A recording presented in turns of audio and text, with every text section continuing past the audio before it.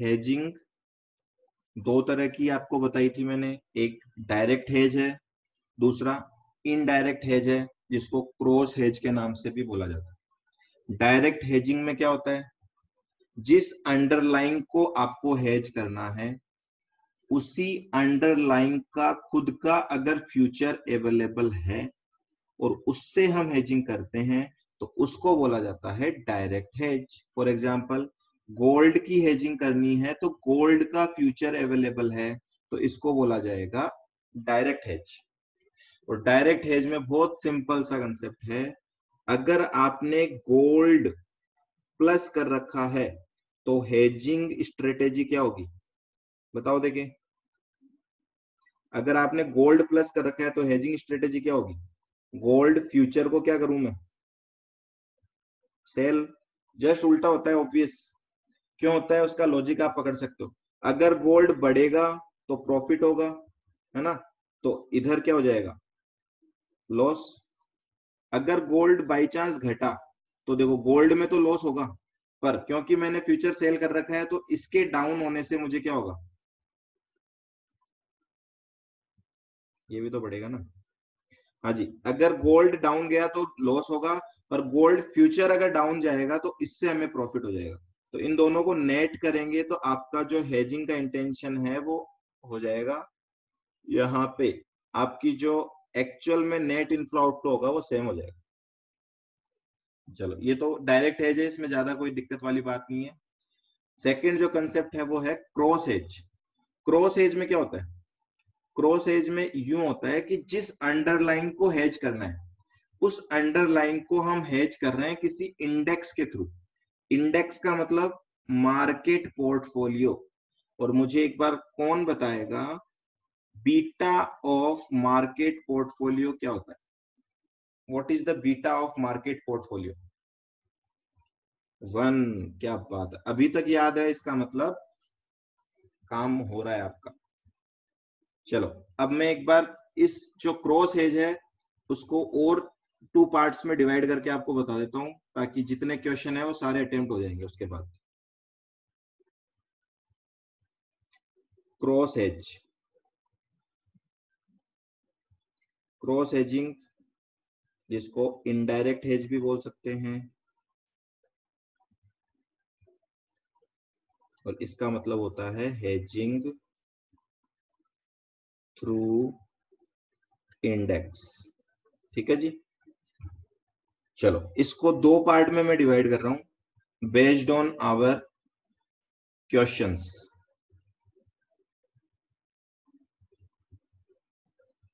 Hedging based on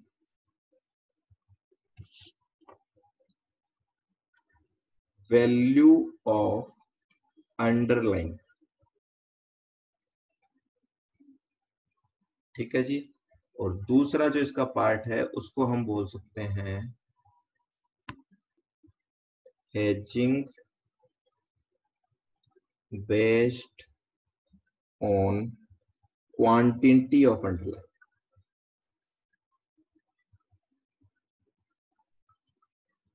अच्छा, underline क्या होता है वो आपको पता है सबको, किसी को डाउट है अंडरलाइन क्या होता है? जैसे मैंने अभी ऊपर 2 एग्जांपल लिखाए थे, गोल्ड को हेज करना है तो गोल्ड अंडरलाइन है ना, उस गोल्ड का जो डेरिवेटिव कॉन्ट्रैक्ट है जिसको हम फ्यूचर कॉन्ट्रैक्ट बोलते हैं वो है आपका हेजिंग इंस्ट्रूमेंट। तो अंडरलाइन की वैल्यू से हेज करते हैं या अंडरलाइन की क्वांटिटी से हेज करते हैं, तो मैं तो ये कहूंगा कि ये वाला जो कंसेप्ट है ये तो प्रैक्टिकली वर्किंग होता है। ये क्वांटिटी हेजिंग, क्योंकि हमारे मॉड्यूल में कुछ क्वेश्चंस क्वांटिटी बेस्ड है, इसलिए मैं आपको यहाँ लिखा देता हूं ताकि आपको सोल्व करते वक्त दिक्कत नहीं है। ठीक है, चलो, वैल्यू हेजिंग ऑलरेडी बताया हुआ भी है, अगेन मैं एक बार लिख रहा हूं। देखो, यहाँ पे आपको एक रिक्वायरमेंट जो होती है इंपॉर्टेंट, वो होती है हेज रेशियो की। तो क्वेश्चन में हेज रेशियो दिया हुआ आएगा या नहीं दिया हुआ आएगा, आपको पहचानना है। हेज रेशियो का मतलब होता है बीटा ऑफ अंडरलाइन। जो आपका अंडरलाइन है उसका जो बीटा है उसको बोलते हैं हम हेज रेशियो। ठीक है, तो क्वेश्चन में बीटा लिखा हुआ आएगा, आप समझ जाना वो हेज रेशियो है। फॉर्मूला क्या होगा? फॉर्मूला मैं लिख रहा हूं, नंबर ऑफ फ्यूचर कॉन्ट्रैक्ट, पूरा ही लिख देते हैं इसको,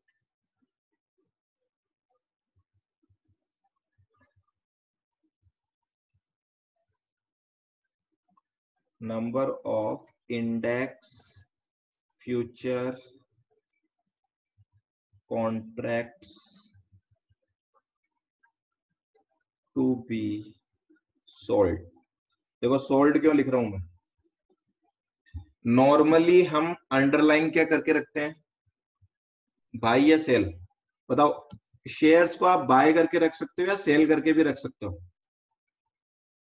बाय रख सकते हो। तो नॉर्मल जो कंसेप्ट होता है वो हमेशा होता है कि हमारा जो पोर्टफोलियो है वो प्लस होता है, पर एग्जाम में क्वेश्चन के पॉइंट ऑफ व्यू से आपको कभी वो उल्टा भी लिख के दे सकता है कि आपका पोर्टफोलियो माइनस है। माइनस का मतलब आपने शेयर सेल कर रखे हैं, जो कि प्रैक्टिकली पॉसिबल नहीं है। तो हम जो फॉर्मूला लिख रहे हैं वो सोल्ड के बेसिस पे लिख रहे हैं, फिर इसका फॉर्मूला बाय के बेसिस पे भी बना सकते हैं, वो भी मैं बना देता हूं। Number of index future contracts to be sold, तो इसमें समझना मैं लिख रहा हूं वैल्यू के बेसिस पे हेजिंग करनी है ना, value of portfolio multiplied by hedge ratio. इससे क्या आ जाएगा? इससे आपकी अमाउंट आ जाएगी, कितने अमाउंट की हेजिंग करनी है। ठीक है, अब अगर इसको मैं डिवाइड करूं, देखो कॉन्ट्रैक्ट्स का मतलब क्या होता है? कॉन्ट्रैक्ट का मतलब होता है लॉट साइज से। तो यहां पे मैं लिख देता हूं वैल्यू, अच्छा इसको भी शॉर्ट में लिख देते हैं, वैल्यू ऑफ इंडेक्स, मतलब मार्केट लिख रहा हूं मैं, मार्केट से इंडेक्स इनटू इसकी जो लॉट साइज है। बताओ, यही फॉर्मूला लिखा था हमने पहले भी।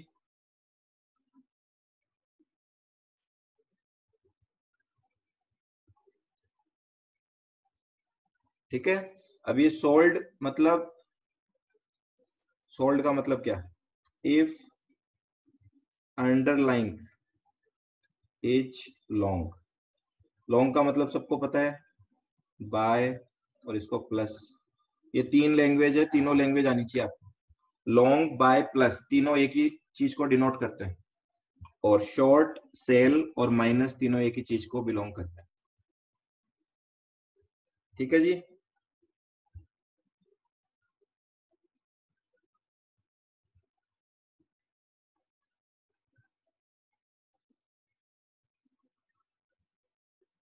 ठीक है, इस फॉर्मूले में किसी को दिक्कत है क्या? फटाफट बता दो मुझे। कोई दिक्कत नहीं है। अब एक बार क्वांटिटी वाला फॉर्मूला लिख तो लो, इसको डिस्कस क्वेश्चन में कर लेंगे। यहाँ पे भी किस चीज की रिक्वायरमेंट पड़ेगी? एक तो आपको हेज रेशियो की, और हेज रेशियो क्या होता है? Beta of underline. ठीक है ना, बीटा ऑफ अंडरलाइन, अंडरलाइन जो भी है आपका उसका बीटा, वो आपका हेज रेशियो हो जाएगा। और number of index future contracts to be sold is equals to, अब यहां पे देखना थोड़ा सा डिफरेंस है, वो क्या? क्वांटिटी के हिसाब से चलना है ना, तो मैं लिख रहा हूं क्वांटिटी ऑफ अंडरलाइंग जितनी आपने अंडरलाइन की क्वांटिटी ले रखी है इनटू हेज रेशियो मतलब बीटा, डिवाइडेड बाय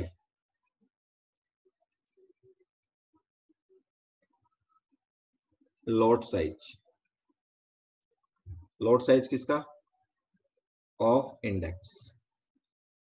लो एक बार आप नोट कर लो, इसको आप समझ लेंगे क्वेश्चन में, बहुत अच्छे से समझ में आ जाए।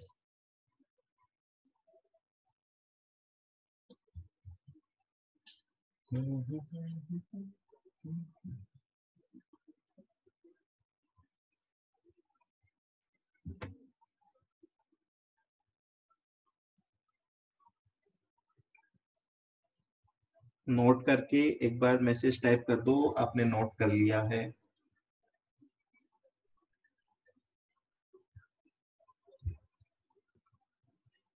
डन। चलो इसके नीचे कुछ और भी लिखना है आपको।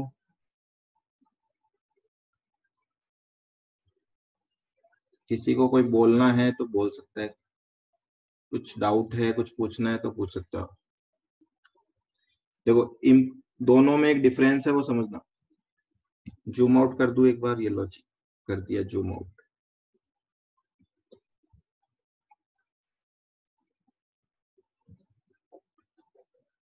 इस तरीके से चार्ट बनाना और नीचे जगह छोड़ देना। अभी इसमें कुछ और भी लिखा रहा हूं मैं, सारा कंटेंट एक जगह हो जाए ताकि आपके पास। देखो क्रॉस हेज है, उसमें क्वेश्चंस में आपको दो तरीके से आपको आंसर पूछा जाएगा। एक जब आप वैल्यू के बेसिस पे एजिंग कर रहे होंगे, एक जब आप क्वांटिटी के बेसिस पे एजिंग कर रहे होंगे। ठीक है। क्वांटिटी के बेसिस पे कब हेज करना है वो कुछ स्पेशल पॉइंट क्वेश्चन में लिखा हुआ होगा तभी करना है, अदरवाइज हमेशा वैल्यू वाइज हेजिंग होगी। देखो दोनों के फॉर्मूले में कोई डिफरेंस नहीं है, आप अगर नोट करोगे तो वैल्यू वाले में वैल्यू से मल्टीप्लाई किया हुआ है केवल, उसके अलावा कोई डिफरेंस नहीं है।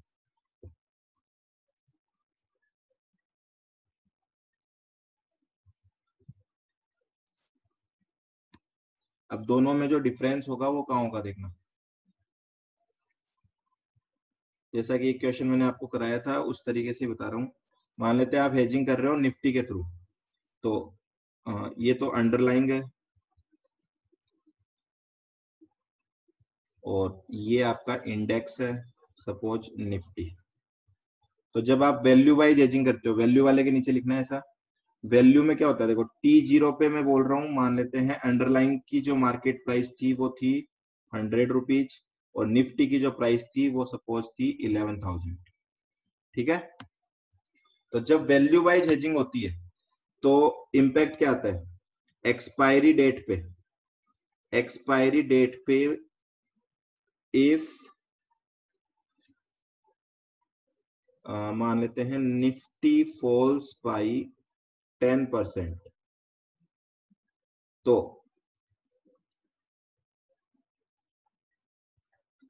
बताओ मुझे, अगर मैं आपको यहाँ बीटा भी दे दूं, अंडरलाइन का जो बीटा है सपोज वो है 1.5। चलो मुझे बताओ, अगर निफ्टी 10% से गिरेगी तो अंडरलाइन कितने परसेंट से गिरेगा, 15% से। ठीक है। तो जब वैल्यू वाइज हेजिंग होती है तो ये परसेंटेज वाला सिस्टम चलेगा। परसेंटेज वाला सिस्टम क्या होगा, ये अगर 11,000 का 10% डाउन हुआ है तो कितने रुपए का डिफरेंस आएगा, 1100 रुपीज से निफ्टी डाउन हो गई, और आपका अंडरलाइन कितने रुपए से डाउन हो गया, 15 रुपीज से। ठीक है।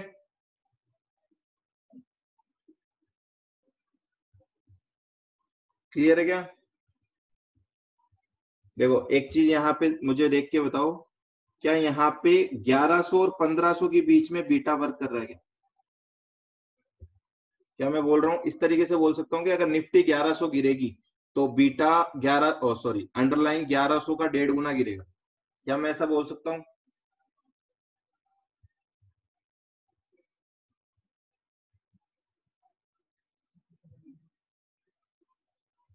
इन दोनों में कोई कनेक्शन नहीं है। ठीक है ना, डायरेक्टली थ्रू बीटा। क्वांटिटी में इन दोनों में कनेक्शन होगा, परसेंटेज में नहीं होगा। ये डिफरेंस है दोनों में, और ये इंपॉर्टेंट डिफरेंस है, ये आपको पता करना है। इसी के बेसिस पे आपके क्वेश्चन सोल्व होंगे। अंडरलाइंग और इंडेक्स। तो T0 पे क्या लिखा था हमने, ये 100 रुपए का है मान लेते हैं, ये 11,000 रुपए का है। तो देखो जब क्वांटिटी वाइज एजिंग होती है तो क्या डिफरेंस आएगा, मैं बोलूंगा अगर ये मान लेते हैं 100 रुपए से डाउन होगा, ये अंडरलाइन का बीटा कितना था, 1.5। अच्छा इसको 100 नहीं लिखते, इसको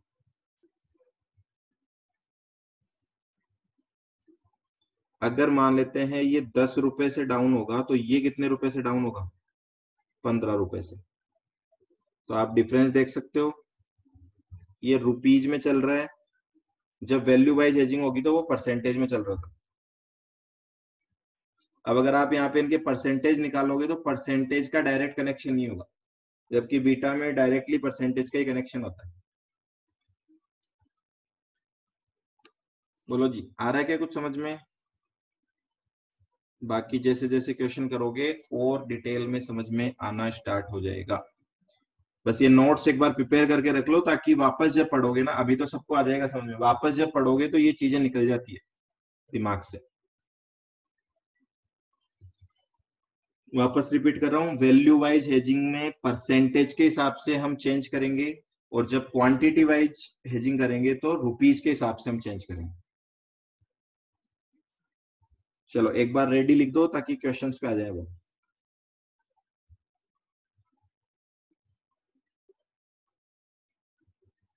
फटाफट से लिख दो रेडी।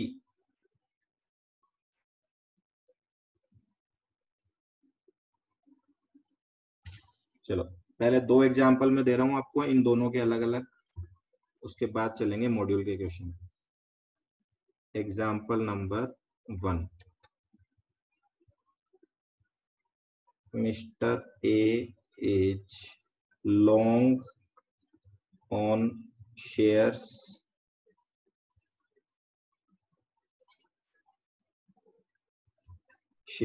of Reliance। ठीक है, Mr. A is long on shares of Reliance 10,000 shares, 10,000 share है इसके पास। करंट मार्केट प्राइस पर शेयर ले लेते हैं suppose 1,000 rupees, and beta of Reliance ले लेते हैं हम 1.20। ठीक है, और निफ्टी जो है, Nifty future is trading at 12,000, और लोड साइज भी दे रखा है इसका, मान लेते हैं lot size equals to 30 index. 30 index का लोड साइज है, या चलो जो एक्चुअल है वही बता देता हूँ, 75 का होता है एक्चुअल में। 75 इंडेक्स का लोड साइज है। अब आपको क्या क्या निकालना है इसमें? एक तो आपको बताना है calculate number of index contracts to be bought or sold and prove the hedging। और hedging हुई है या नहीं हुई है इसका प्रूव करके दिखाना। चलो सॉल्यूशन बताओ, क्वेश्चन समझ में आया आपको? एक बार नोट कर लो इसको फटाफट। मिस्टर ए के पास रिलायंस के शेयर है, 10,000 शेयर है, उनकी करंट मार्केट प्राइस चल रही है 1,000 रुपीज, बीटा है उसका 1.20, निफ्टी का फ्यूचर है वो 12,000 का चल रहा है, लोड साइज है 75 इंडेक्स, 75 इंडेक्स। ठीक है, और calculate number of index contract to be bought और sold and prove the hedging. पहला क्वेश्चन आप लोगों से, यहाँ पे फ्यूचर को बाय करना है या सेल करना है?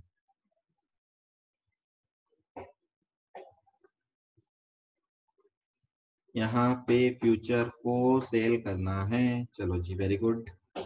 दूसरा क्वेश्चन, यहाँ पे हेज रेशियो बता सकते हो आप? What is the hedge ratio? 1.20, very good. चलो इतना भी बता सकते हो क्या? This hedging should be done based on value और बेस्ड ऑन क्वांटिटी।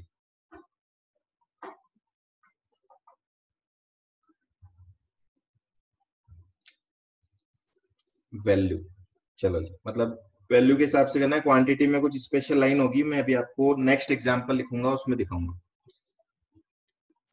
अब मैं यहाँ पे पॉइंट वाइज चल रहा हूँ। पहला पॉइंट यहाँ पे हम लिख देते हैं hedge ratio equal to beta equal to 1.20। Value क्यों? हमेशा वैल्यू से करेंगे, है ना। अभी सेकंड एग्जांपल लिखने के बाद ये चीज क्लियर हो जाएगी आपको कि क्वांटिटी से कब करना है। तो इसलिए इस क्वेश्चन को एक बार पेंडिंग रख लो। हाँ जी, हेज रेशियो मैंने बोला बीटा होता है वो 1.20 दे रखा है। अब सिंपल डायरेक्ट फॉर्मूला लगाना है और कुछ नहीं करना। Number of Nifty future contracts to be sold, बेचने ध्यान रखना, is equal to value of portfolio multiplied by hedge ratio divided by value of market index into lot size. कितना इजी है बताओ। पोर्टफोलियो की वैल्यू कितनी है, देखो आपकी 10,000 शेयर है आपके पास, 1,000 रुपए का एक शेयर है, कितनी वैल्यू हुई 10,000 इंटू 1,000,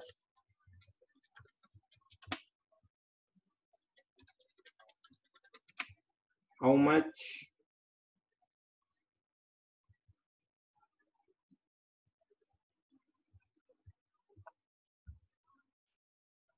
1 करोड़। ठीक है, तो ये मैं लिख देता हूं यहाँ पे 100 lakhs.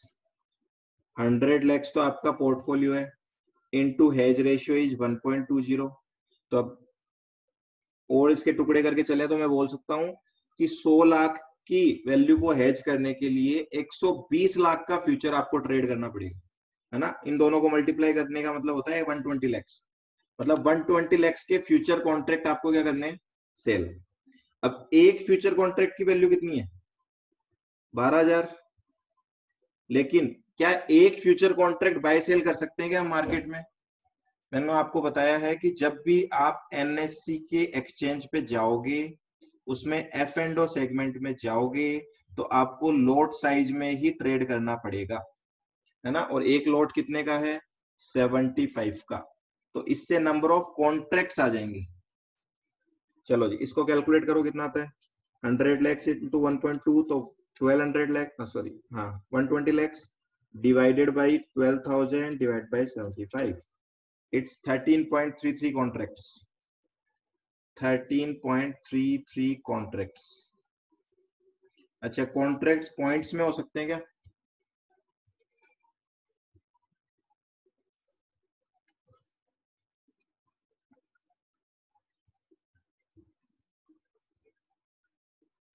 contracts cannot be traded in decimals,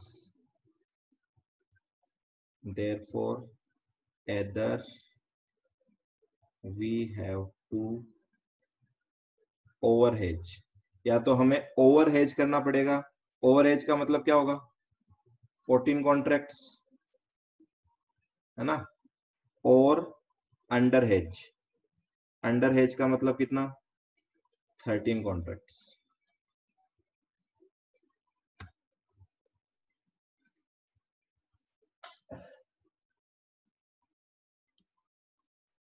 इस हेजिंग में तो कोई दिक्कत ही नहीं है,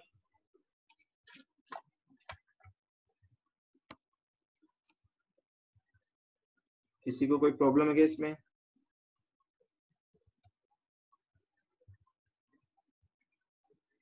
but if academically we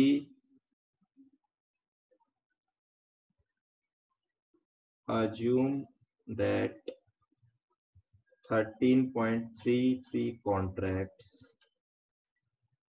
are possible,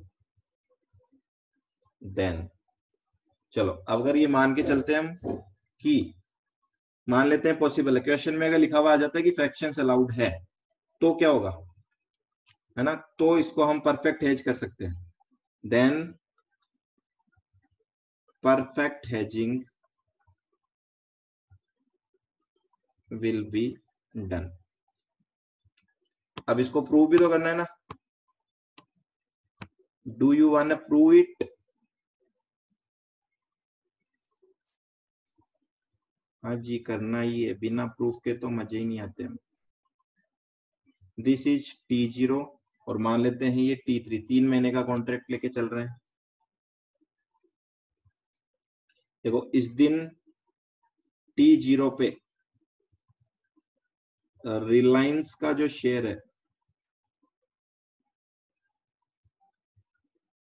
इसकी क्या प्राइस चल रही थी?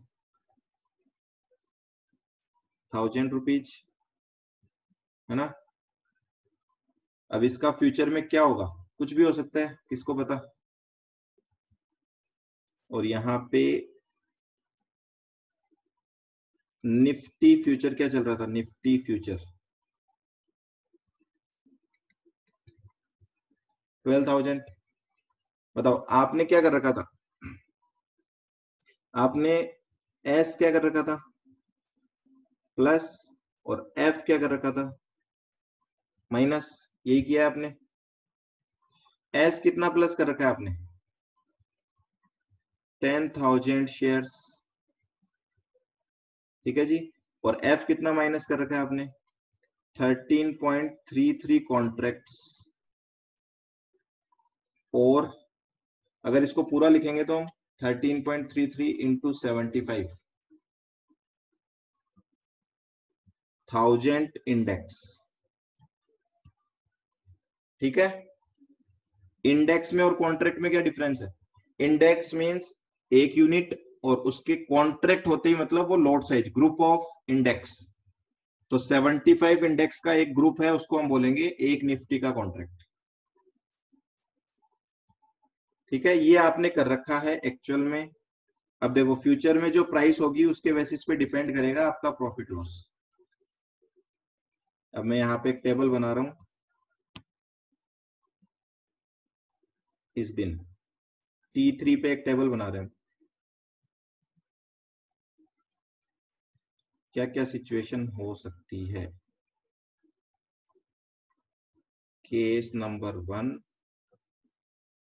और केस नंबर 2, दो सिचुएशन बहुत है समझने के लिए।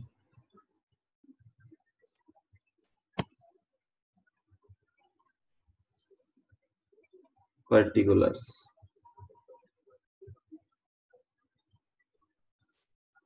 चलो फर्स्ट पॉइंट, इफ निफ्टी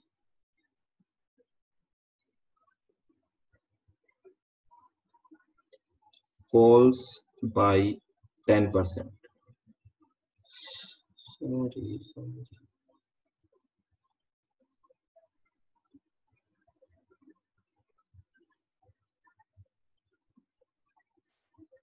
देखो इफ निफ्टी फॉल्स बाय 10% तो क्या होगा, इंक्रीजेज बाय 15% तो क्या होगा। दोनों सिचुएशन देख लो। बताओ मुझे, अगर निफ्टी बढ़ेगी घटेगी तो कोई प्रॉफिट लॉस होगा क्या?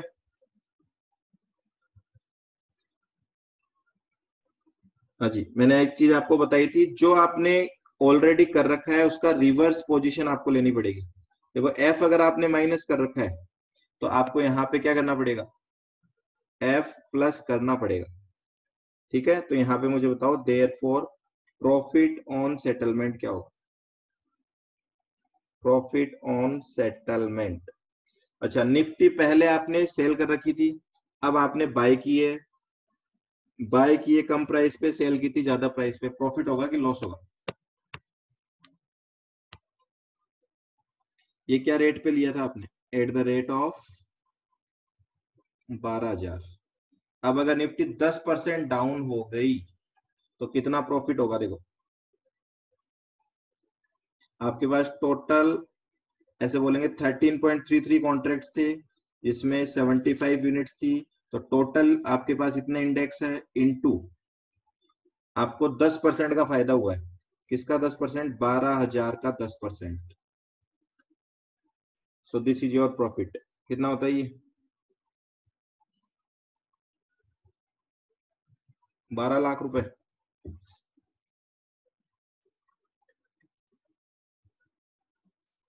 सही क्या?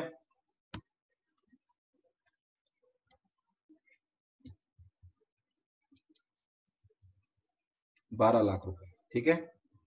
अच्छा इसमें बताओ, अगर निफ्टी 15% से बढ़ गया तो देखो क्या होगा, 13.33 कॉन्ट्रैक्ट्स है इंटू 75 इंटू 12,000 का 15%, इसका लॉस हो जाएगा आपकी बार आपको। कितना लॉस होगा? 18 लाख रुपए का, माइनस 18 लैक्स। ठीक है, इसमें किसी को दिक्कत है तो बता देना अभी। अब हम चल रहे हैं पोर्टफोलियो में क्या होगा आपके।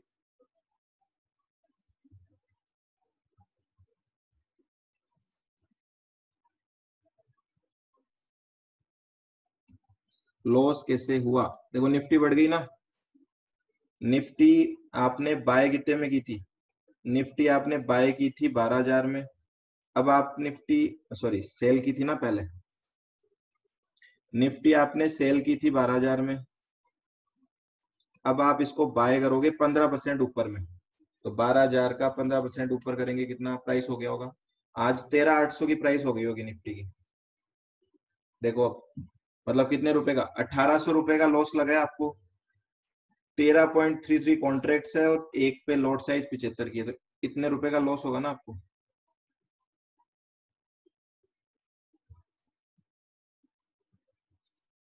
प्रॉफिट और लॉस किस पे डिपेंड करता है? बाय सेल वाली प्राइस पे ही तो करता है केवल। सेलिंग माइनस बाइंग करनी है आपको। चलो अब मुझे बताओ पोर्टफोलियो में क्या होगा। देखो अगर निफ्टी बढ़ेगा देन रिलायंस शेयर, पहले तो ये बताओ अगर निफ्टी 10% से डाउन है तो शेयर कितने परसेंट से डाउन होगा?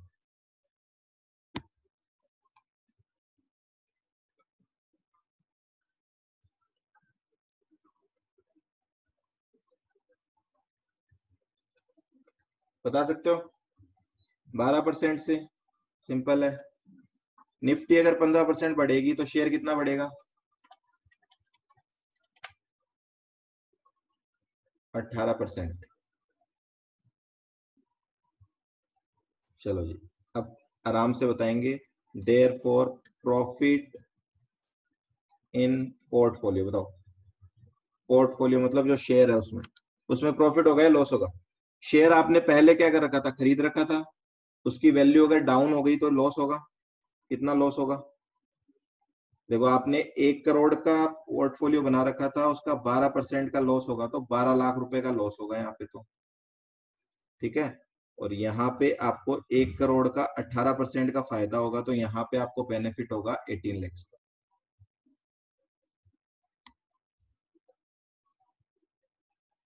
चलो अब मुझे बता दो नेट प्रॉफिट लॉस क्या हुआ आपको। देखो 12 से 12 कट हो जाएगा आपस में। फ्यूचर में 12 का प्रॉफिट हो गया, इंडे और शेयर में 12 का लॉस हो गया, खत्म। फ्यूचर में 18 का लॉस हो गया, शेयर में 18 का प्रॉफिट हो गया, नेट जीरो आ गया। इसी को बोलते हैं हेजिंग।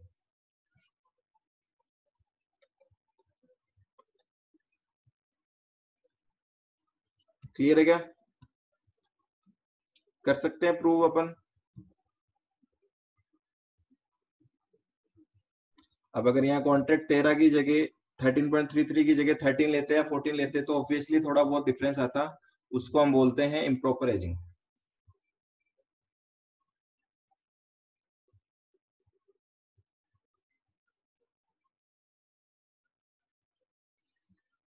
बोलो बेटा फटाफट से बता दो मुझे एक बार, यहाँ तक कोई दिक्कत है क्या? अभी मैंने रिपीट भी कर दिया, ये एग्जाम्पल 2 बार हो गया। ऊपर भी ऐसे एग्जाम्पल था।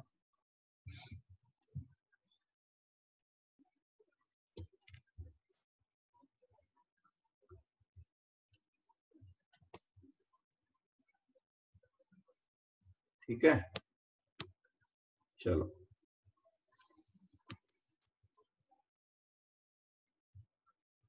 अब एक आपको एग्जाम्पल 2 देना है क्वांटिटी बेसिस पे। ठीक है, लिख रहे हो 1 ppl ऑफ, क्या हो गया? हाथ रह गया क्या दबा हुआ? बटन दबा हुआ रह गया? Example number 2।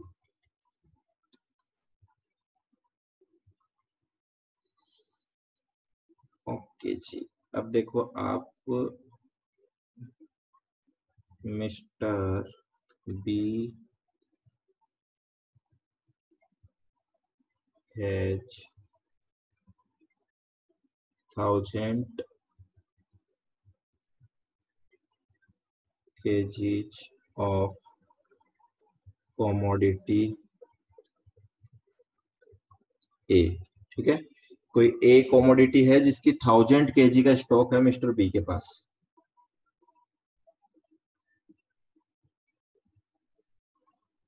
कोई नहीं कोई नहीं, नो नो इश्यूज, कोई सॉरी की जरूरत नहीं। चलो, mister B has 1 lakh kg of commodity A, 1 lakh kilo उसके पास कॉमोडिटी ए है, और इसकी करंट मार्केट प्राइस चल रही है, current market price is equal to 100 rupees. तो ये हो गया 1 करोड़ हो गया वापस। ठीक है, now mister B wants to hedge through index which is equivalent to 50 kg of commodity A। चलो, ये लाइन है जो कि स्पेशल बात आपको बताती है, आपको जिससे पता लगेगा क्वांटिटी वाइज हेजिंग करनी। क्या बता रही है लाइन, एक बार इसको रीड करके मुझे कोई बता सकता है क्या? यहां से which is equivalent to 50 kg of commodity है, इसको कोई इंटरप्रेट करके बता सकता है क्या?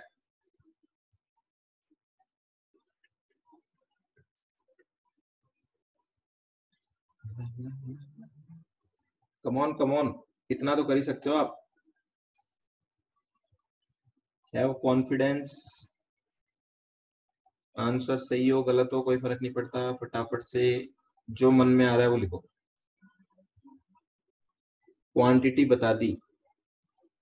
नहीं नहीं, ऐसे नहीं, पूरा लिखो, खुल के बयां करना है आपको, ऐसे नहीं दबी दबी आवाज में नहीं बताना। लोड 50 kg का है ना जी ना। लो नीचे में लिख देता हूं, लोड साइज इज 100 kg या 100 यूनिट्स।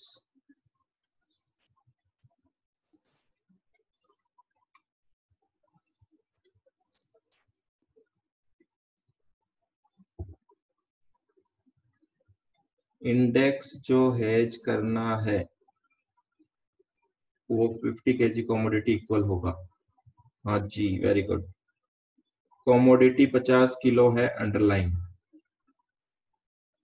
नहीं, जो कॉमोडिटी ए है 1000 kg की, उतनी ही निफ्टी में देखे तो वो इक्वल टू 50 kg है। 50 kg एक इंडेक्स से हेज होगा। चलो कोई नहीं, आपने जो लिखा है कईयों की बात सही है।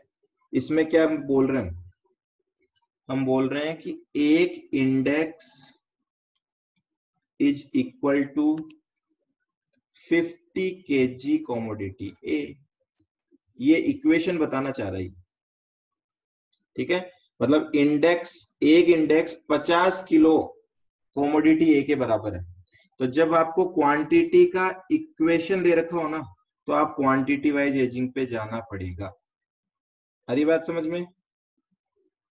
जब भी आपको क्वांटिटी की इक्वेशन दे रखी होगी तो आपको क्वांटिटी वाइज हेजिंग पे चले जाना।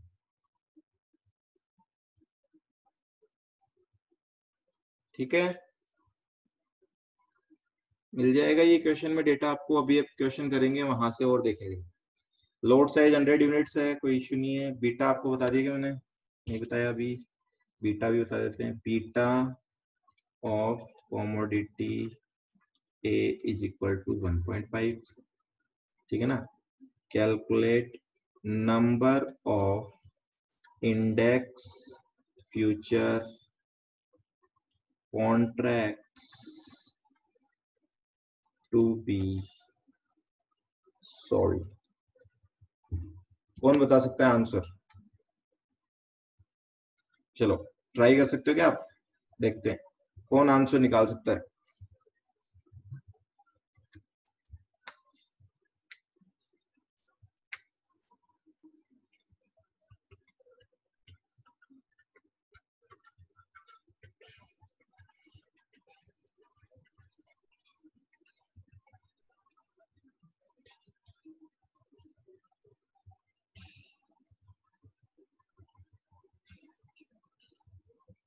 20 कॉन्ट्रैक्ट्स। ओके अभी देखते हैं 1 lakh into 1.5 lakh divided by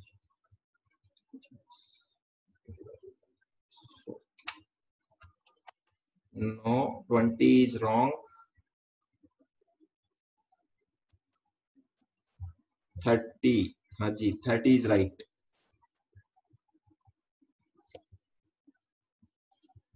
ठीक है कैसे निकलेगा देखो भाई number of index future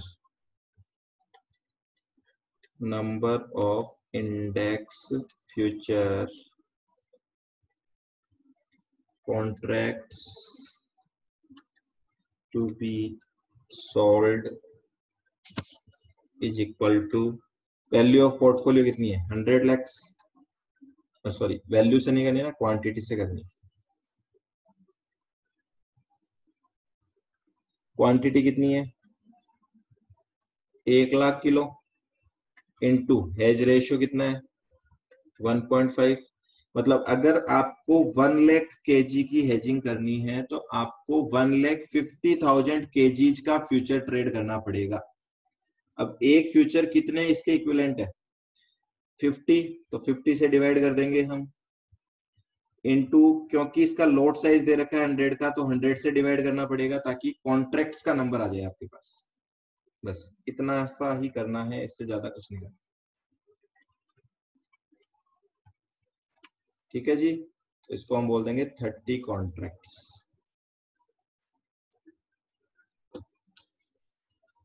clear है क्या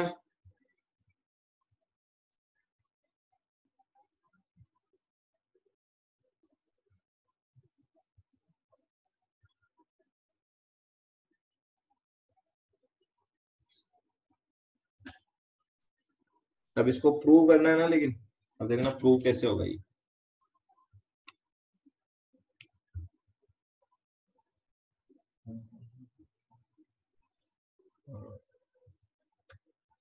एक तो T0 का डेटा है आपके पास देखो T0 पे आपने क्या कर रखा है कॉमोडिटी तो आपने बाय कर रखी है 1 लाख केजी ठीक है ना और फ्यूचर जो है वो आपने क्या कर दिया सेल कर दिया कितना 30 कॉन्ट्रैक्ट्स बोल सकता हूं मैं इसको और केजी में बोलूंगा तो कितना बोलूंगा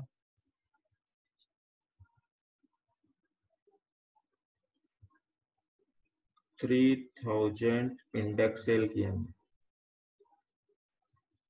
ठीक है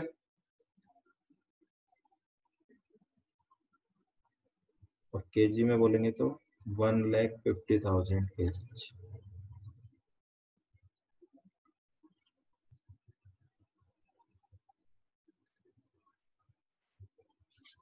चलो अब T2 T3 जब भी एक्सपायरी है एक्सपायरी वाले दिन देखो क्या होगा अब की बार परसेंटेज से नहीं चलेंगे अमाउंट से चलेंगे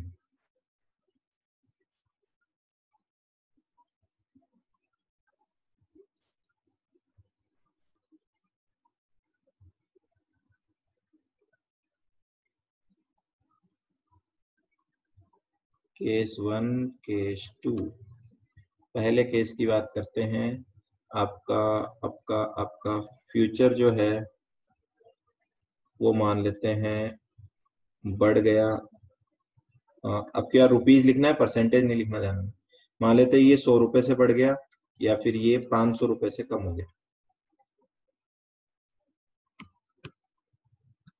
ठीक है अच्छा इसकी मार्केट प्राइस कितनी लिखी थी 100 रुपए लिखी थी क्या फिर इसको कम कर देते हैं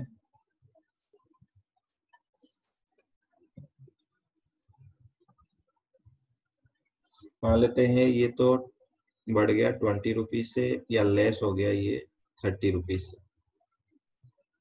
बताओ क्या होगा therefore profit on settle future में क्या प्रॉफिट लॉस होगा बता सकते हो बहुत सिंपल है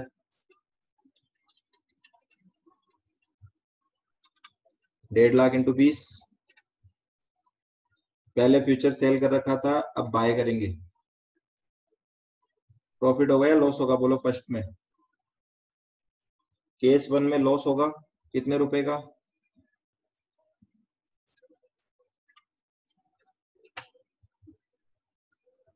30 लैक्स।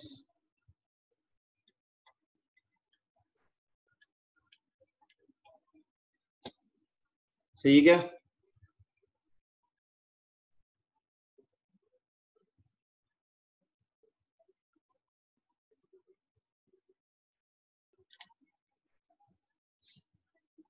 चलो, इसका इम्पैक्ट किस पे आएगा? कॉमोडिटी ए में क्या होगा बताओ? अगर फ्यूचर 20 रुपए से बढ़ा है तो कॉमोडिटी ए कितने से बढ़ेगी? 30 से। और ये अगर 30 से डाउन हुआ है तो ये 45 से डाउन होगा। रुपीज से चलेगा, बस इतना सा डिफरेंस है। जब क्वांटिटी है तो आप रुपीज के हिसाब से चेंज ले लेना। देयरफॉर प्रॉफिट लॉस बताओ। देखो ये 1 करोड़ का था, बहुत सिंपल है। यहाँ 30 लैक्स का प्रॉफिट हो जाएगा, यहाँ 45 लैक्स का लॉस हो जाएगा। अमाउंट आ गई बराबर, दोनों को नेट करोगे तो 0 0 आ जाएगा। This is net profit. ये प्रूव करना पड़ता है, बाकी कंसेप्ट देखोगे तो बड़ा ही सिंपल सा कंसेप्ट है। ये लो, अब एक बार जिसको डाउट हो पूछ लो। अब डायरेक्ट हम मॉड्यूल के क्वेश्चंस पे चल रहे हैं।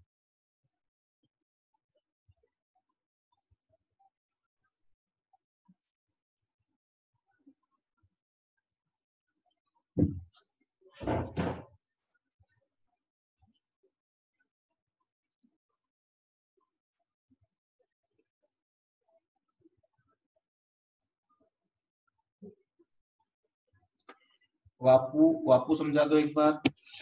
वापू नहीं समझाएंगे, अब क्वेश्चन से ट्राई करेंगे।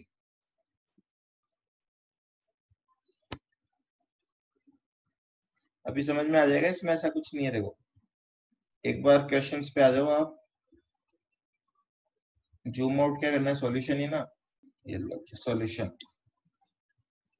फिर भी आपको वापस समझना है तो मैं शॉर्ट में बता रहा हूँ। नंबर ऑफ कॉन्ट्रैक्ट्स निकाल लो पहले।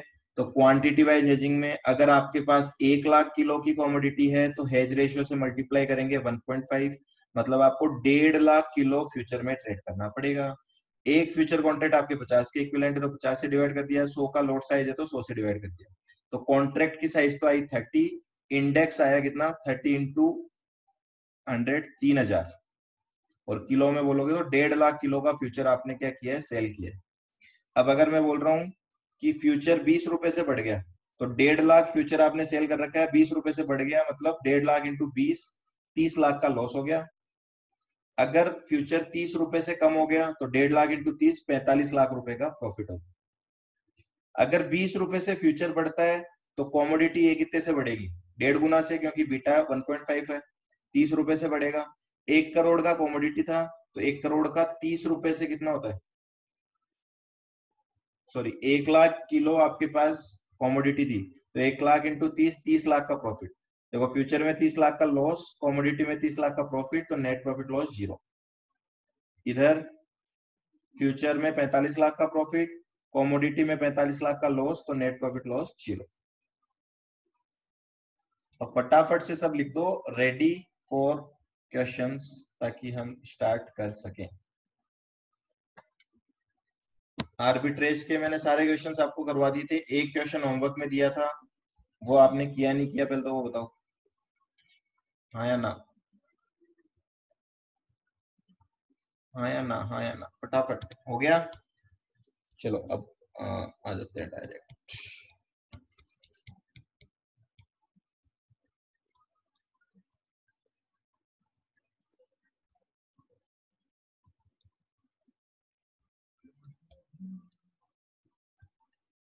लो जी, इलस्ट्रेशन नंबर 10। एक मिनट रुको, इसमें एक मिस्टेक भी है।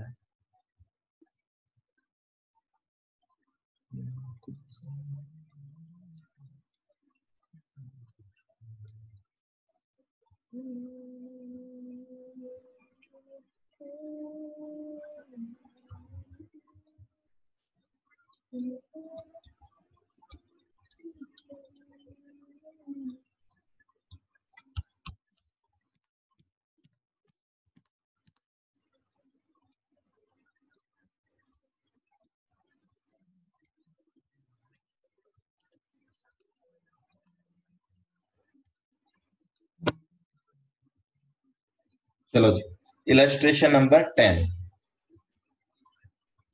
Cross hedge given the following information BSE index. अच्छा, बीएसई में जो इंडेक्स चलता है उसको क्या बोलते हैं? उसको बोलते हैं सेंसेक्स। ठीक है। एनएससी में जो इंडेक्स होता है उसको बोलते हैं निफ्टी। बीएससी में जो चलता है उसको बोलते हैं सेंसेक्स। हालांकि इसके अलावा भी बहुत सारे इंडेक्स हैं जो निफ्टी में, सॉरी, एनएससी में चलते हैं। जैसे बैंक निफ्टी चलता है। ठीक है। पर नॉर्मली हम बोलेंगे बीएससी में सेंसेक्स होता है और एनएससी में निफ्टी होता है। इसकी प्राइस दे रखी है 50,000। चलो मुझे फटाफट से कौन बताएगा, क्या ये 50,000 फ्यूचर की प्राइस दे रखी है कि इंडेक्स की स्पॉट प्राइस दे रखी है? अगर इसको आप इतना ही पढ़ते हो क्वेश्चन को, यहाँ केवल लिखा हुआ है बीएससी इंडेक्स, है ना। जब कुछ नहीं लिख रखा हो तो क्या बोलेंगे? स्पॉट। देखो ये बीएससी इंडेक्स की स्पॉट प्राइस है, और हम हेजिंग किससे करते हैं? फ्यूचर से कि स्पॉट से? मतलब इसकी फ्यूचर प्राइस आपको क्वेश्चन में नहीं दे रखी है। ठीक है। तो पहला पॉइंट तो ये ध्यान रखना कि बीएससी इंडेक्स 50,000 रुपए बता रखा है, मतलब इंडेक्स की स्पॉट प्राइस 50,000 है, फ्यूचर प्राइस नहीं है। दूसरा, वैल्यू ऑफ पोर्टफोलियो दे रखे है आपको 101 लैक्स। तो आपका पोर्टफोलियो कितने रुपए का है? 101 लाख का। Risk free rate 9%, dividend yield on index 6%, beta of portfolio 2 rupees, sorry 2। We assume that a future contract on the BSC index, फिर 4 months maturity is used to hedge the value of portfolio. अच्छा, कितने महीने का है ये future contract? 4 month, है ना। तो 4 मंथ जो फ्यूचर है उससे आप करना चाहते हो हेजिंग। बोल रखा है साफ साफ, we assume that future contract on BSC index with 4 month maturity is used to hedge the value of portfolio over next 3 months। तो ये एक स्पेशल पॉइंट है इसमें। देखो फ्यूचर तो 4 महीने का है, पर हेजिंग कितने टाइम के लिए करनी है आपको? 3 महीने के लिए करनी है। चलो इसको भी देखते हैं क्या होता है। One future contract is for delivery of 50 times the index. ये क्या है, मुझे कोई बता सकता है? तो व्हाट इज 50 टाइम्स?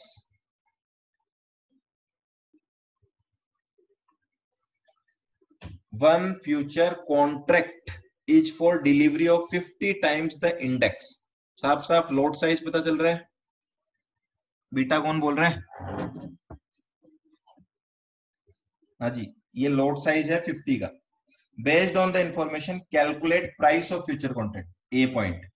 ये लो, इसने बोल भी दिया, किसी को नहीं समझ में आता हो तो। अगर किसी ने गलती से इसको फ्यूचर मान लिया हो तो उसने फर्स्ट क्वेश्चन पूछ के क्लियर कर दिया। फ्यूचर की प्राइस बतानी है, बता सकते हो क्या? सबको आती है निकालनी फ्यूचर की price?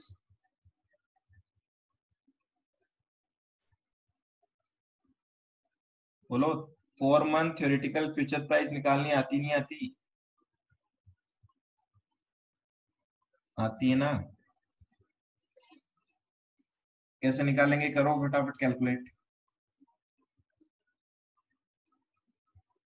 4 month theoretical future price का फॉर्मूला मैं लिख रहा हूँ, कैलकुलेट करके बता देना। S0 इंटू, देखो डिविडेंड जो है ना वो यील्ड दे रखी है, तो क्या करें? इसको रेट में से माइनस कर देंगे। E R minus dividend yield, यहाँ पे माइनस कर दो, इंटू टी। टी में कितना लेना है? 4/12। इसको सोल्व करो फटाफट। S0 कितना दे रखा है? 50,000। 50,000 इंटू ई की पावर 0.03 इंटू 4/12। लो जी, बताओ क्या वैल्यू आएगी फ्यूचर कॉन्ट्रैक्ट?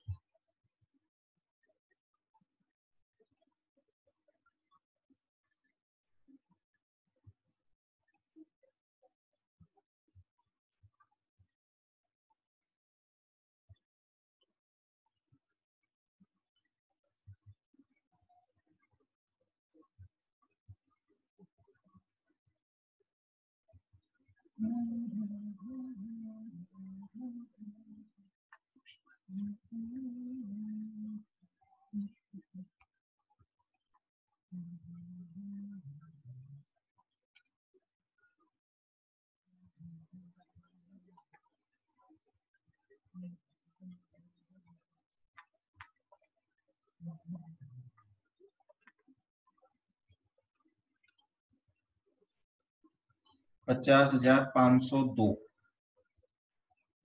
50,503 आ रहा है। ठीक है, तो इसको अप्रोक्स 50,500 लिख सकते हैं। दिस इज अप्रोक्स 50,500, या 503 माना है तो 50, चलो 50,505, 50,500 लिया ना अप्रोक्स। ठीक है, इसको 50,500 अप्रोक्स कर सकते हो आप। पूरा करोगे तो भी कोई दिक्कत नहीं है, अप्रोक्स लिखोगे तो भी कोई दिक्कत नहीं। ठीक है यहां तक।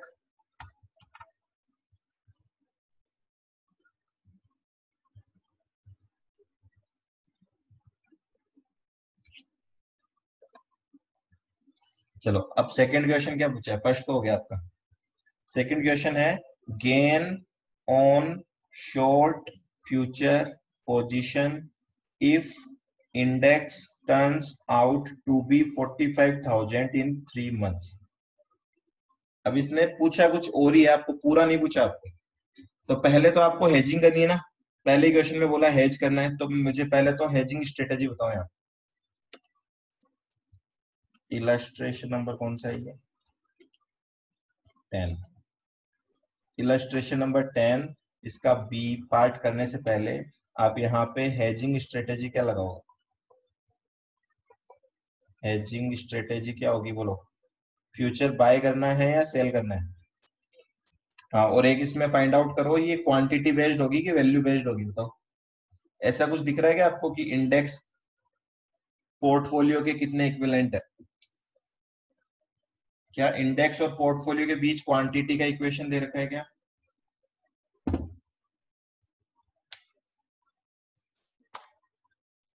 नहीं है तो सिंपल वैल्यू वाइज लगा देंगे हम। चलो बताओ, पोर्टफोलियो बाय कर रखा है या सेल कर रखा है?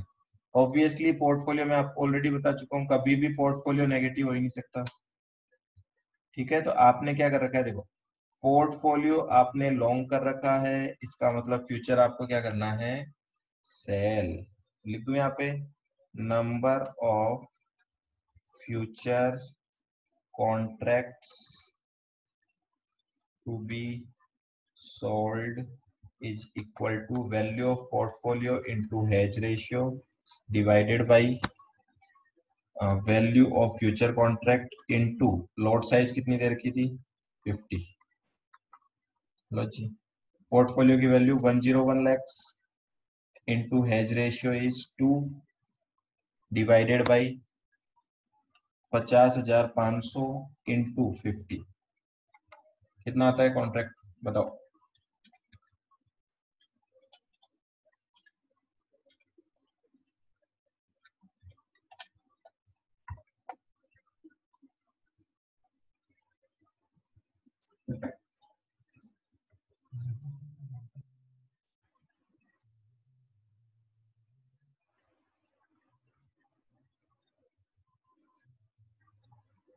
एट कॉन्ट्रैक्ट्स,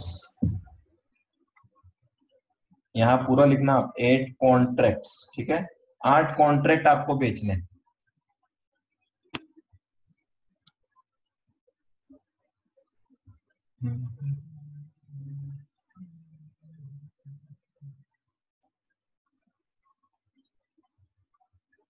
क्लियर है क्या यहाँ तक?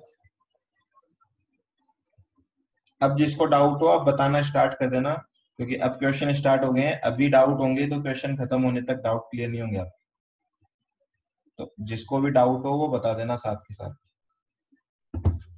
ठीक है, यहाँ तक ओके है? हाँ, अब मैं आपको कुछ ऐसे ही साइड इंफॉर्मेशन पूछ रहा हूँ, आपको समझ में आया नहीं है उसके लिए मुझे ये बताओ। यहाँ पे आपने कॉन्ट्रैक्ट्स जो सेल किए हैं, कॉन्ट्रैक्ट सोल्ड कितने किए हैं, 8। अगर मैं आपको पूछूं आपने इंडेक्स कितने सोल्ड किए हैं, बता सकता है क्या कोई? आपने कितने इंडेक्स बेचे हैं? कॉन्ट्रैक्ट तो 8 बेचे हैं आपने, इंडेक्स कितने बेचे हैं आपने?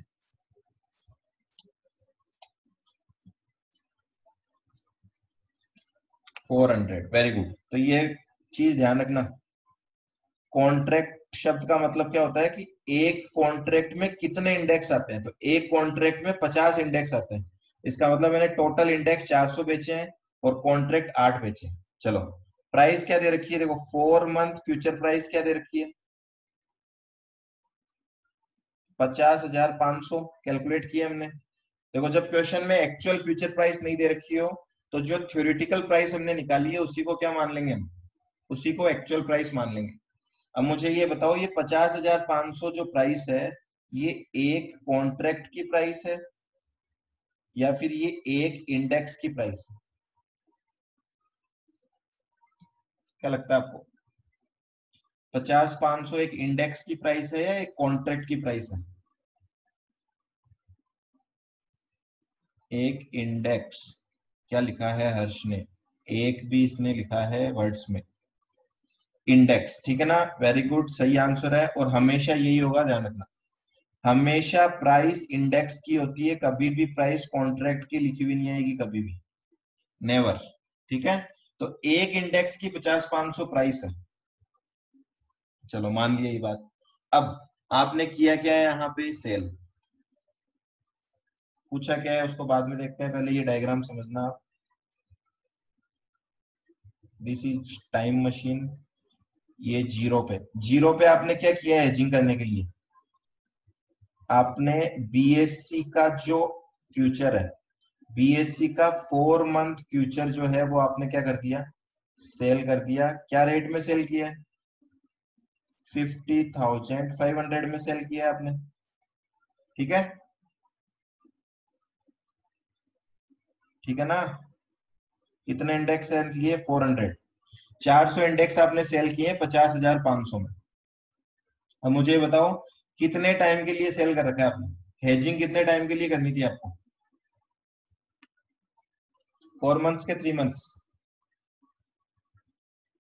3 मंथ्स। तो देखो क्वेश्चन ने क्या बोला है, 3 महीने बाद, 3 महीने बाद प्राइस क्या हो जाती है, 45,000।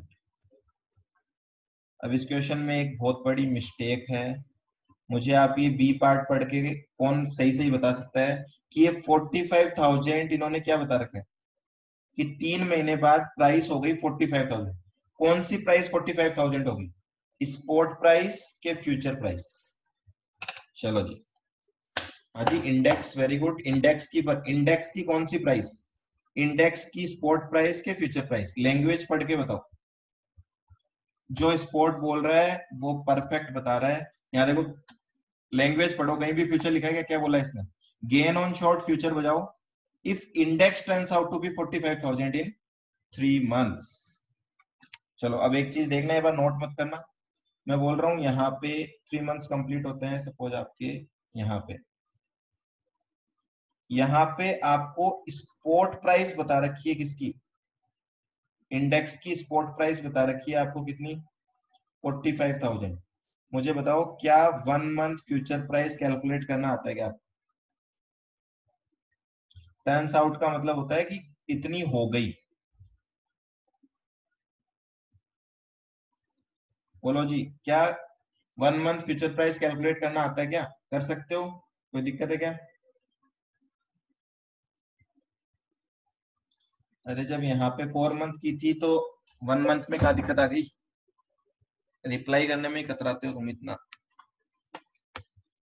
जब आपने 4 मंथ फ्यूचर कैलकुलेट की थी वैसे ही 1 मंथ फ्यूचर भी हो जाएगी, बट यहाँ पे एक क्वेश्चन में मिस्टेक बोल सकते हो या अजम्पशन बोल सकते हो, उन्होंने इस 45,000 को क्या मान रखा है, इस 45,000 को 1 मंथ फ्यूचर प्राइस मान रखा है, तो कैलकुलेट करने की जरूरत नहीं है, एक नोट लिखना पड़ेगा।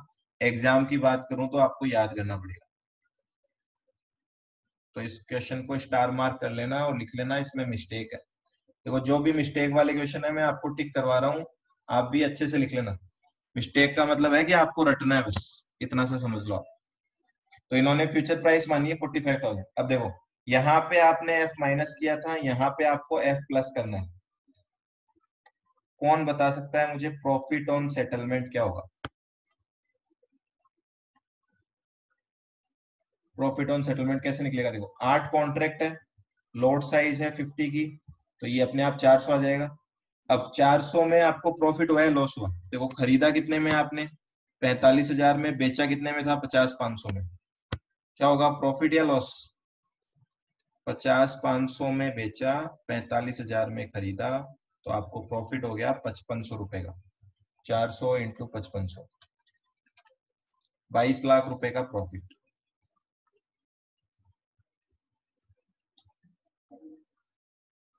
क्लियर है क्या सबको? किसी को डाउट है तो एक बार पूछ लो। इस तरीके से एग्जाम में नहीं लिखना, ये तो मैंने आपको समझाने के लिए बोला है। नीचे आपको वर्ड्स में लिखना पड़ेगा सारा। मैं लिखा देता हूँ एक बार, तो आप पहले ही बता दो समझ में आ गया।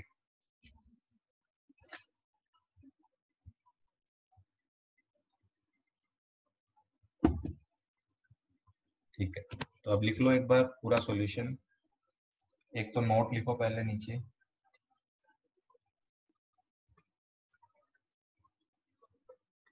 We have assumed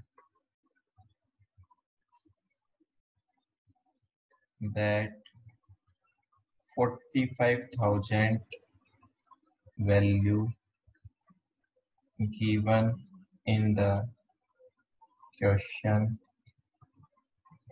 represents 1 month future price of index। ठीक है, जो 45,000 दे रखी है उसको हमने क्या माना है, 1 मंथ फ्यूचर प्राइस माना है। अदरवाइज सॉल्यूशन में थोड़ा सा डिफरेंस आता, हमें 45,000 से पहले वैल्यू निकालनी पड़ती है और उसको हम क्या मानते, बाइंग प्राइस मानते। ठीक है, आपको पूछा क्या था, देखो क्वेश्चन देखना अच्छे से। क्वेश्चन में उन्होंने केवल और केवल पूछा है शॉर्ट फ्यूचर पोजीशन में आपको क्या प्रॉफिट लॉस हो रहा है वो बता दो। टोटल हेजिंग से तो जीरो होता है, आपको पता है हेजिंग का नेट इंपैक्ट तो जीरो आएगा, पर उन्होंने केवल फ्यूचर पोजीशन पे पूछा है। देयरफॉर नाम लिखा हुआ है क्या इसमें कुछ? नहीं। देयरफॉर वी शैल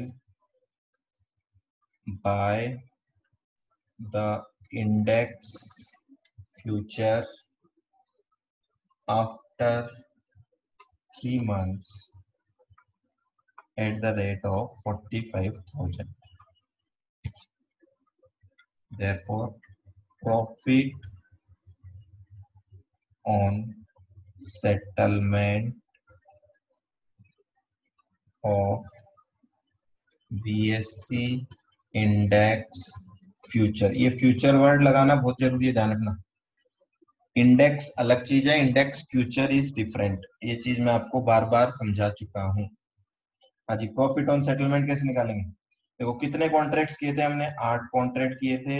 एक कॉन्ट्रैक्ट में कितने इंडेक्स थे, 50 into selling price minus buying price करनी है। सेलिंग प्राइस है आपकी 50,500, बाइंग प्राइस है आपकी 45,000। Therefore profit is equals to ₹22 lakhs। इस तरीके से आपको सॉल्व करके दिखाना है। कंप्लीट नोट हो जाए तो एक बार बता दो।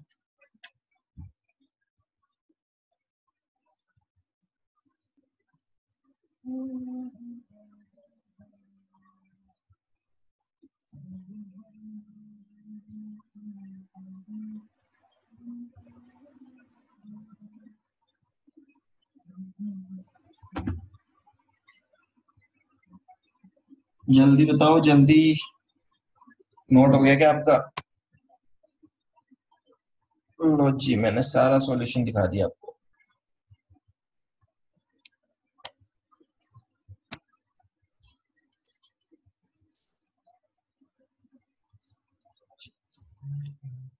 ये टाइमलाइन भी बना के रखना कॉपी में, ठीक है? एग्जाम में दिखाना हो तो एक्स्ट्रा में दिखाना है, इसको पार्ट ऑफ सॉल्यूशन मत मानना। और दिखा के आओगे तो बहुत अच्छा लगेगा, तो टाइम हो आपके पास तो दिखा के आना, अदरवाइज स्किप कर देना।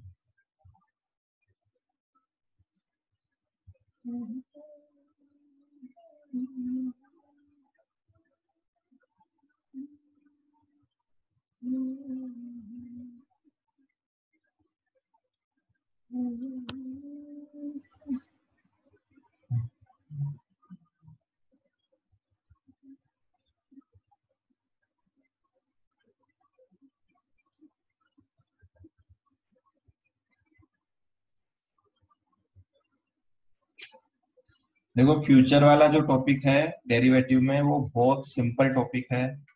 आप इस पूरे चैप्टर को होने के बाद देख लेना, केवल तीन ही चीजें करोगे आप इसमें। एक आपने वैल्यूएशन किया है, दूसरा आर्बिट्रेज है, तीसरा एजिंग है। और आर्बिट्रेज कितना इजी था, केवल दो स्ट्रेटेजी थी। हेजिंग में तो स्ट्रेटेजी ही नहीं है, इतना ही हेजिंग है। ठीक है, अब यहाँ पे एक चीज और क्वेश्चन में नहीं पूछी, पर पूछ ले तो आपको क्या यहाँ पे इम्पैक्ट पता लग रहा है क्या?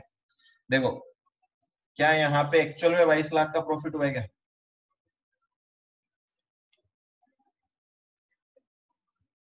अब मैं कुछ लिख रहा हूँ, नॉट पार्ट ऑफ सॉल्यूशन, पूछा नहीं है उन्होंने, हम कैलकुलेट करके दे रहे। एक्चुअल में 22 लाख का प्रॉफिट थोड़ी हुआ है। 22, no margin. What is margin? Margin कहां से आ गया इसमें? 22 लाख का प्रॉफिट तो हुआ है बीएससी फ्यूचर में। बीएससी इंडेक्स फ्यूचर में क्या हुआ आपके साथ? यहाँ पे नो डाउट आपको 22 लाख का प्रॉफिट हुआ है, बट साथ की साथ आपका जो पोर्टफोलियो था उसमें भी तो लॉस हो गया। देखो, पोर्टफोलियो में क्या हुआ होगा आपके साथ, सोचना, चेक कर रहा हूं मैं। देखो, बीएससी इंडेक्स क्या हुआ आपका, बढ़ा या कम हुआ? बोलो, बीएससी इंडेक्स T0 से T3 तक बढ़ा है या कम हुआ है?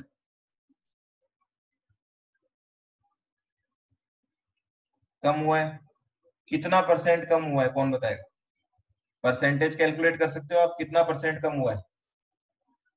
देखो, 50,500 से 45,000 हो गया, मतलब 5500 रुपए डाउन हो गया, डिवाइडेड बाई 50,500 इंटू 100, कितना परसेंट हुआ?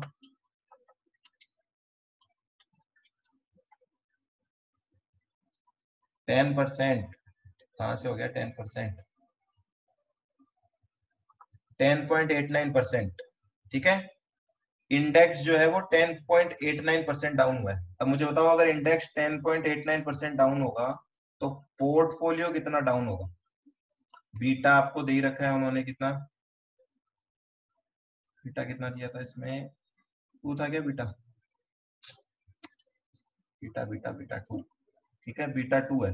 बताओ पोर्टफोलियो कितना डाउन होगा? परसेंटेज से लगाऊं कि रुपीज से लगाऊं? परसेंटेज से। इसका डबल कर लो, 21.78% डाउन होगा पोर्टफोलियो। और पोर्टफोलियो की वैल्यू कितनी थी? देयर फोर, क्या यहाँ पे मैं लिख सकता हूँ, देयर फोर लॉस कितना हुआ पोर्टफोलियो में? 101 लैक्स का पोर्टफोलियो था, अगर वो 21.78% से डाउन चला गया तो कितने रुपीज होते हैं? होते हैं 22 लैक्स। तो कोई प्रॉफिट नहीं हुआ, हेजिंग में कोई प्रॉफिट होता ही नहीं है। जितना फ्यूचर से कमाया उतना पोर्टफोलियो में गंवा भी तो दिया हमने।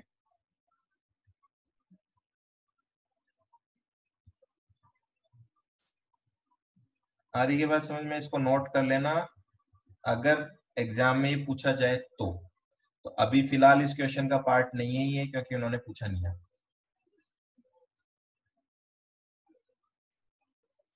ठीक है, तो net loss, net profit loss due to hedging कितना हो गया? Net profit due to hedging equal to zero. Hedging की वजह से कोई प्रॉफिट लॉस होता ही नहीं है। हेजिंग का intention is to safeguard the future fluctuation. अब फ्यूचर फ्लक्चुएशन कुछ भी करके देख लेना आप, आपको कोई फर्क नहीं पड़ेगा, आपका नेट इम्पैक्ट जीरो ही रहने वाला है। अगर फ्यूचर से कमाओगे तो इंडेक्स, तो पोर्टफोलियो में गवाओगे, और अगर पोर्टफोलियो में प्रॉफिट हो रहा होगा तो इंडेक्स में लॉस हो रहा होगा। ओके,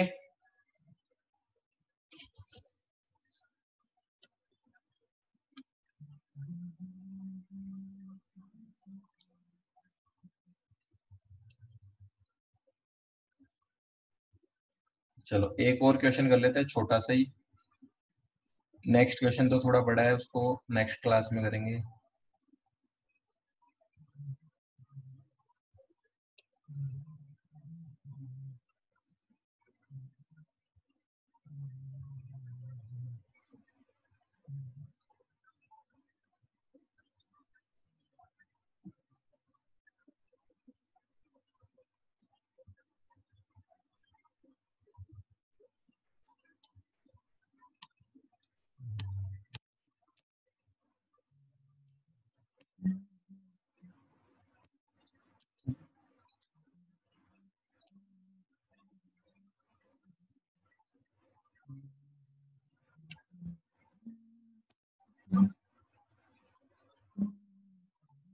चलो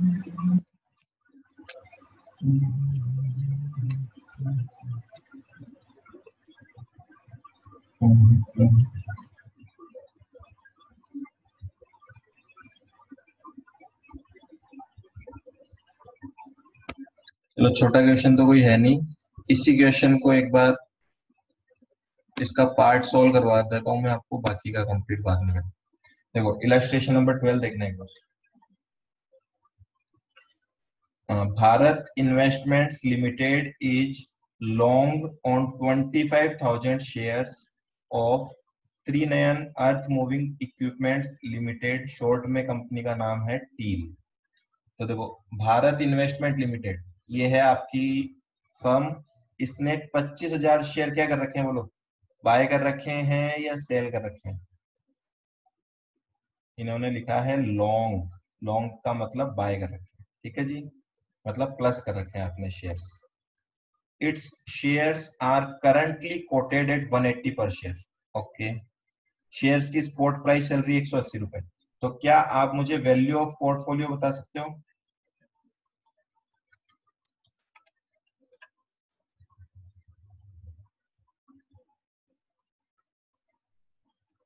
45 लैक्स, ठीक है, पोर्टफोलियो की वैल्यू है 45 lakh.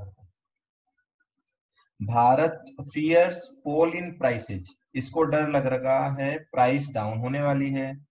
It therefore wants to hedge its risk under the future contract route, ठीक है, वो अपनी हेजिंग करना चाहता है फ्यूचर कॉन्ट्रैक्ट से। अभी तक ये नहीं बताया है कि डायरेक्ट हेजिंग करना चाहता है या इनडायरेक्ट। आगे देखो, however future rate is not available for Teal. अब आपको समझ में आ गया होगा। देखो टील का फ्यूचर कॉन्ट्रैक्ट अवेलेबल नहीं है, अगर टील का फ्यूचर कॉन्ट्रैक्ट होता तो वो डायरेक्ट हेज हो जाती। अब टील का अवेलेबल नहीं है तो कहाँ जाना पड़ेगा उसे, इंडेक्स पे। देखो therefore Bharat is looking for cross hedge, cross hedge पे जाना चाहता है इसलिए वो, and the following particulars are made available.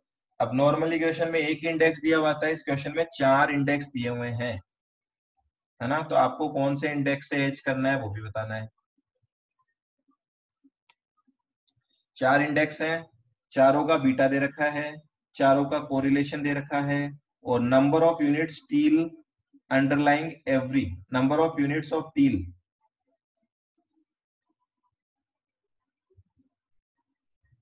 Underlying every future contract of index. अच्छा ये क्या बता रखी है मुझे बताओ, ये लैंग्वेज क्या इक्वेशन बता रखी है क्या टील के शेयर्स और इंडेक्स के शेयर्स के बीच, इंडेक्स के बीच में? क्या ये क्वांटिटी की इक्वेशन है या नहीं है, हाँ या ना?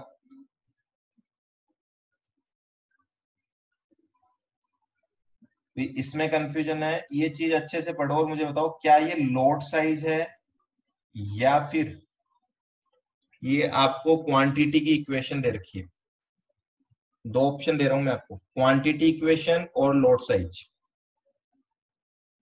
इतना सा पढ़ के समझ में आना चाहिए वैसे आपको, ऐसा कोई इतना कॉम्प्लिकेटेड भी नहीं लिखा हुआ।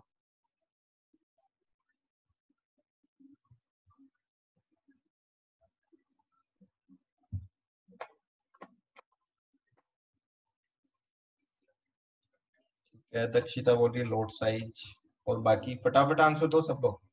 दीपक बोल रहा है क्वांटिटी की इक्वेशन है, हर्ष भी क्वांटिटी, साक्षी भी क्वांटिटी, निकिता भी क्वांटिटी, क्वांटिटी क्वांटिटी, सबने क्वांटिटी बोला है, केवल एक ने बोला था लोड साइज, नाम भूल गया मैं। हाँ जी देखो, अगर ये लोड साइज होती ना तो इसमें टील का नाम क्यों लिखा हुआ था?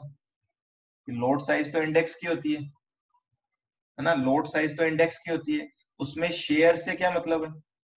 और दूसरा आप इसको अच्छे से पढ़ो, number of units of Teal underlying, Teal underlying मतलब टील का शेयर की बात कर रहा है, कि number of units of Teal every future contract of index is equal to, बस वो लगाना भूल गए बीच में, तो वो आधी अधूरी लिखते हैं लैंग्वेज। तो यहाँ पे आप पकड़ोगे, अब अगर इक्वल टू और लिख दूं मैं बीच में तो पढ़ो क्या होता है, number of units of Teal equal to every future contract of index, तो कितने number of units of Teal वो बता रखा है आपने, ठीक है। तो ध्यान रखना लोड साइज होता तो यहाँ पे टील का जिक्र नहीं होना चाहिए था। तो ये हो गई आपकी क्वांटिटी वाइज हेजिंग। तो यहाँ पे जो वैल्यू ऑफ पोर्टफोलियो मैंने बताई है इससे कोई लेना देना नहीं होगा। क्वांटिटी हेजिंग में क्या होता है, देखो अगर मैंने 25,000 शेयर खरीद रखे हैं, और अब पहले तो ये डिसाइड करना, आगे पढ़ो एक बार नीचे, Bharat contemplating taking cross hedge in either iron and steel index. देखो वो कंपनी चाहती है इससे हेजिंग करना, ठीक है ना, because it is the highest beta value, क्योंकि इसका बीटा जो है वो सबसे ज्यादा है। चलो, consequently requiring less number of future contract. अच्छा पहले तो मुझे ये बताओ, बीटा ज्यादा होने से नंबर ऑफ फ्यूचर कॉन्ट्रैक्ट ज्यादा होते हैं या कम होते हैं? फॉर्मूला आपके सामने है, आप इतना कैलकुलेशन कर सकते हो। बीटा ज्यादा होने से नंबर ऑफ फ्यूचर कॉन्ट्रैक्ट कम होंगे या ज्यादा होंगे? ज्यादा होंगे ऑब्वियसली, क्योंकि बीटा से तो हम मल्टीप्लाई करते हैं ना। जितना ज्यादा बीटा होगा उतना ही आपका नंबर ऑफ फ्यूचर कॉन्ट्रैक्ट का आंसर ज्यादा आएगा। तो इसने तो उल्टा लिख रखा है, इसका मतलब इसका जो फर्स्ट इंटेंशन है वो गलत है। तो आप थ्योरेटिकली लिखोगे सारी चीजें, है ना। इसने बोला है आयरन एंड स्टील, क्यों चूज कर रहा है वो? क्योंकि ज्यादा बीटा होने से नंबर ऑफ फ्यूचर कॉन्ट्रैक्ट कम लगेंगे, जो कि इसकी कैलकुलेशन गलत है। चलो फर्स्ट तो कैंसिल हो गया, तो आयरन एंड स्टील को तो हटाओ। और बोल रहा है और bank index as it has perfect beta value, या फिर वो बोल रहा है बैंक से करेंगे हम हेजिंग क्योंकि इसका बीटा क्या है, परफेक्ट है। ठीक है, आपको एडवाइस करना है। चलो तो करते हैं एडवाइस। पहला एडवाइस तो ये है कि आपको इसमें से सेलेक्ट करना है कि कौन सा इंडेक्स यूज करना चाहिए। तो आंसर बहुत सिंपल है, आपको वो इंडेक्स लेना है जिसका कोरिलेशन परफेक्ट पॉजिटिव की तरफ हो। आपको याद हो पोर्टफोलियो चैप्टर में मैंने आपको बताया था, जितना ज्यादा पॉजिटिव कोरिलेशन होगा उतना ही सेम तरीके से मूव करते हैं स्टॉक। तो हम जब इंडेक्स से हेजिंग कर रहे हैं तो हम यही तो चाहते हैं ना कि मूवमेंट जो है ना वो परफेक्ट हो। कहीं ऐसा हो जाए हमने हेजिंग कर ली और कल को पता लगा कि स्टॉक तो मूव कर गया और इंडेक्स मूव ही नहीं किया, तो हेजिंग का तो सारा पर्पस डिफीट हो जाएगा।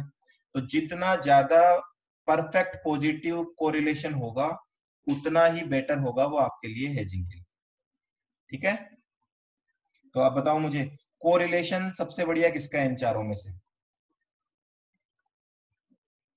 इंफ्रास्ट्रक्चर का है ना, इंफ्रास्ट्रक्चर। ठीक है, तो हम सजेस्ट करेंगे इनको हेजिंग करनी चाहिए इंफ्रास्ट्रक्चर इंडेक्स के साथ। ओके,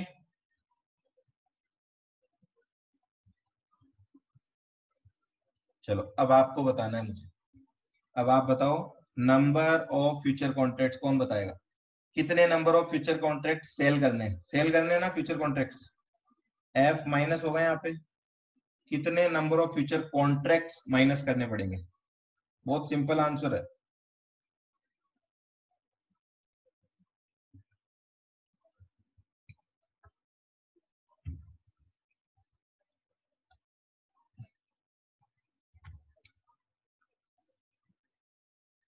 करो देखिए कौन सही से कैलकुलेट कर सकता है।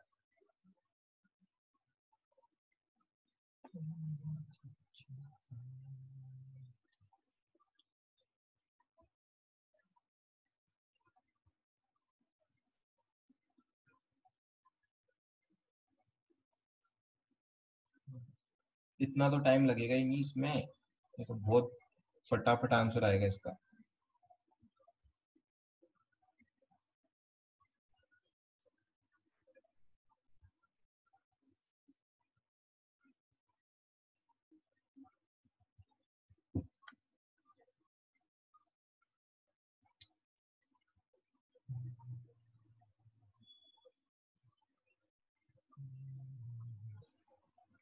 7200?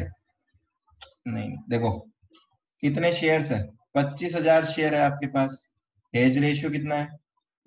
ये रहा बीटा, इसका बीटा कितना है? 1.1 डिवाइडेड बाई इक्विवेलेंट क्वांटिटी कितनी है? 500। खत्म। कितना आएगा इससे? 55।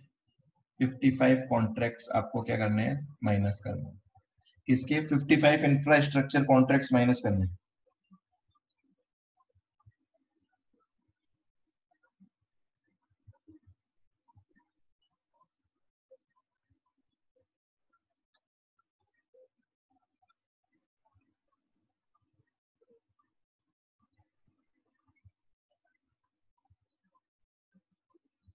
ठीक है जी, क्लियर। तो देखो दोनों के एक एक क्वेश्चन कर लिए हमने, एक वैल्यू वाइज भी बता दिया आपको, एक क्वांटिटी वाला भी बता दिया। इसके सॉल्यूशन में एक मिस्टेक है, तो अगर आप सॉल्यूशन रेफर करते हो तो उसको ध्यान रखना। इन्होंने यहाँ पे 500 की जगह 1000 यूनिट कर दिया, तो कोई वैसे मिस्टेक नहीं है, केवल और केवल टाइपिंग मिस्टेक है। तो क्वेश्चन में 500 लिखा हुआ है, यहाँ 1000 कर दिया इन्होंने। ठीक है, तो उल्टा हो गया, 27.5 हो गया, आंसर होना चाहिए 55 कॉन्टेक्ट। तो भले ही क्वेश्चन चेंज कर लो, भले ही आंसर चेंज कर लो। तो अभी तो आप क्वेश्चन को एज इट इज रहने दो, आंसर सही कर लेना है।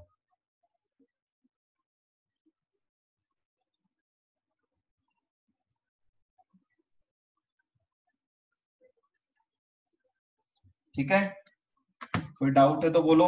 आज के लिए इतना ही करेंगे, बाकी का नेक्स्ट क्लास में।